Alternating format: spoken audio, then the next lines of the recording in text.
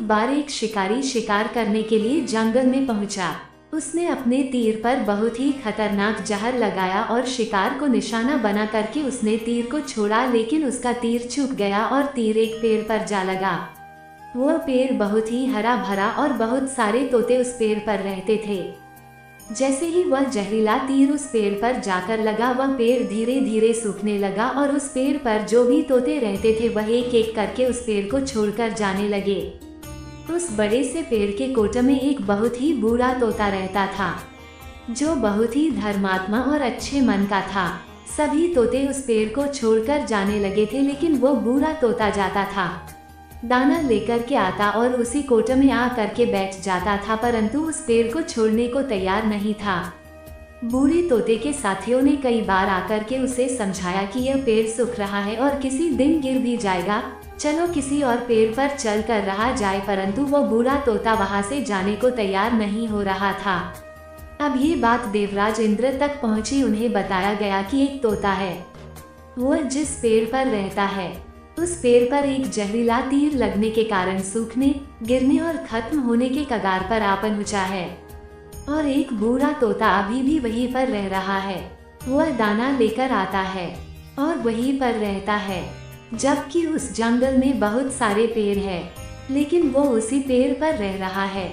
देवराज इंद्र प्रकट हुए और उस बूढ़े तोते से कहने लगे कि आप बहुत धर्मात्मा है, बहुत ही अच्छे मन के हैं, लेकिन आप इस पेड़ को छोड़कर किसी और पेड़ पर चले जाइए, क्योंकि यह पेड़ कुछ ही दिनों में गिर जाएगा। तालाब के पास में बहुत से बड़े बड़े हरे भरे पेड़ हैं, बड़े बड़े कोटा है, उन पेड़ों पर फल भी लगे हुए हैं, उन्हें वहीं पर तोड़कर खा सकते हैं, परंतु यहाँ से आप चले जाए। तोता बोला, माफ कीजिएगा, इस पेड़ ने मुझे जीवन दिया है, शिकारियों से मेरी रक्षा की है, हर मौसम में मेरे साथ रहा है, ये कोटा मेरा घर है, यहाँ मैं पला बड़ा हूँ, इस पेड़ को मैं छोड़कर कैसे जा सकता हूँ? इस पर संकट आया है तो क्या मैं इसे छोड़कर चला जाऊँ? मैं ऐसा कभी नहीं कर सकता। देवराज इंद्र तोते की इस बात से बहुत ही प्रसन्न हुए। उन्होंने तोते से कहा, मैं आपके इस बात से बहुत ही खुश हूँ, मांगो जो आपको मांगना हो।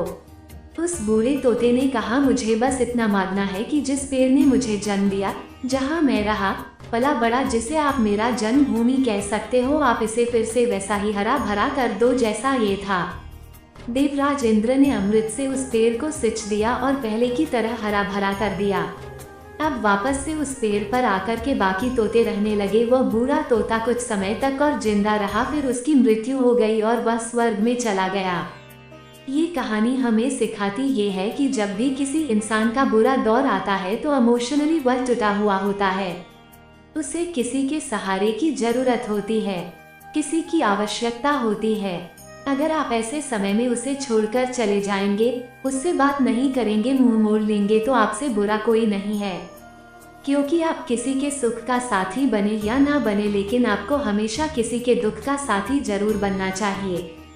हमारी वीडियो अच्छी लगी हो तो लाइक जरूर करना, और भी इसी तरह मोटिवेशन वीडियो देखना चाहते हो तो हमारे चैनल को सब्सक्राइब करें। जय हिंद, जय भारत।